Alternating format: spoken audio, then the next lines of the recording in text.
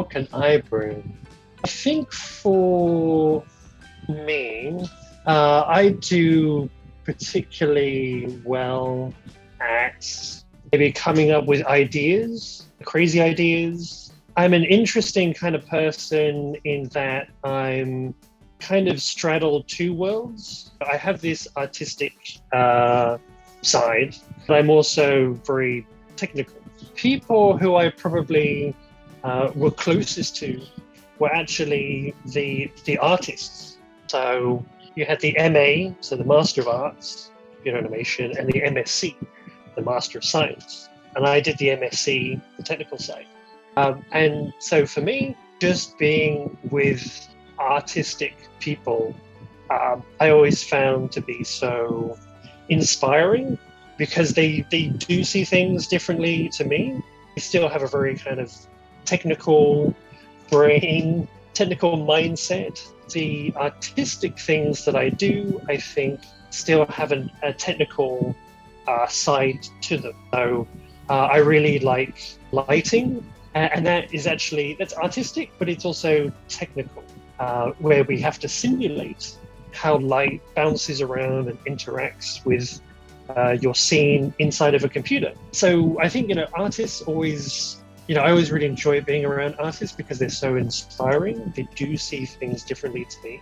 Maybe because of my technical kind of side, I come up with sort of interesting ideas or, more systems kind of more thinking. I think that's how I can really contribute, myself to the community.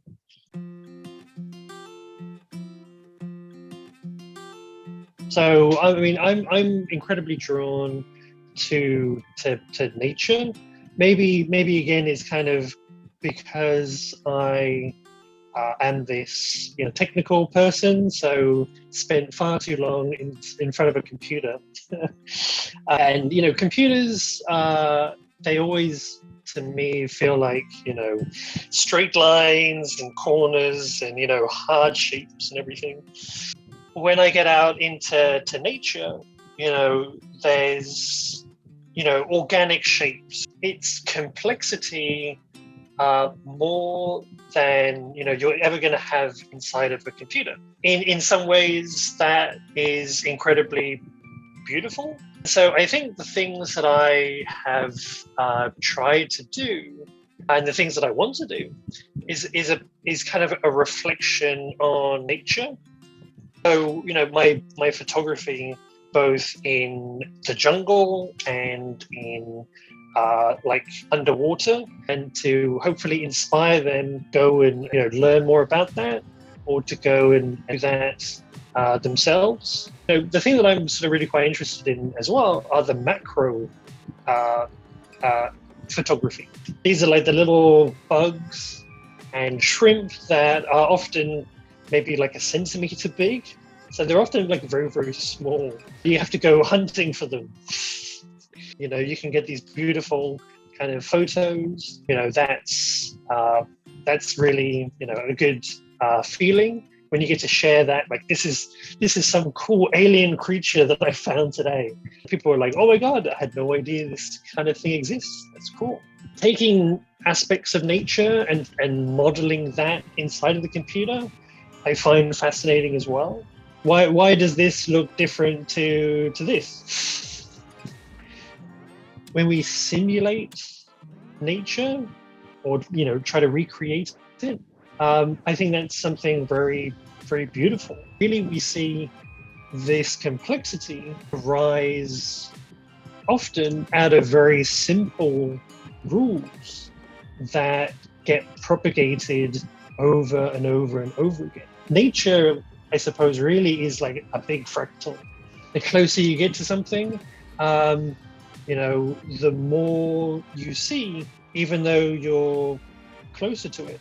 So you have like the whole, but then the part also contains the whole as well.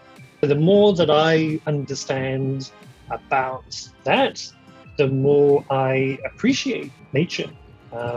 And so whenever I go out, I often like to go by myself so I can just stand or swim kind of in the middle of all of this beauty and try to take all of this in.